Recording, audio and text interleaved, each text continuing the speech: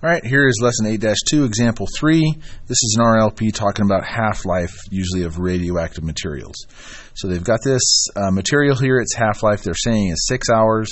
They want to know how much of a 50 milligram supply is left after 25 hours. So let's do a big picture look at the forest of this and see if we can make sense of how to set up the exponent. Our B factor, our decay factor, is always going to be 1/2, hence the term half-life. Now, the exponent is going to be set up always as the time they're interested in divided by the half-life. Let's do a sanity check on this and make sure this makes sense. So they want to know about 25 hours. Well, let's say we wanted to know this is right here is 6 hours. So if the time we're interested in is 6 hours and the half-life is 6 hours, that makes this quantity 1, which would make sense. So this exponent becomes a 1. 1/2 to the 1 power is just 1/2. And it'd be 1/2 of 50, which is 25 milligrams. That would make sense. After 6 hours, which is the exact half-life, there should be exactly half left. So that's why we want to set up the exponent as time divided by half-life. But let's go ahead and make sure we go through this problem and get everything where it's supposed to be. So we're going to go with our general form of our exponential.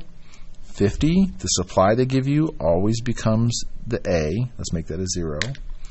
As I said, B is going to be the half-life, so that's going to be our base, our B factor, and we're going to set up time over half-life right here. So time over half-life.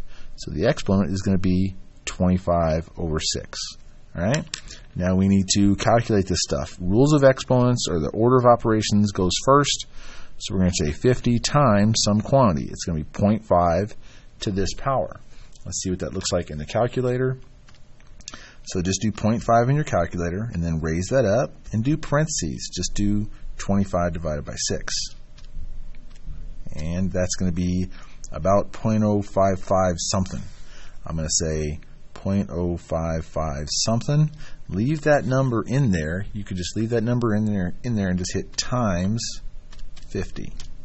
That equals about 2.7841. It's approximately, to 4 decimal places, depending on what the instructions are, 2.7841 milligrams of this substance left over.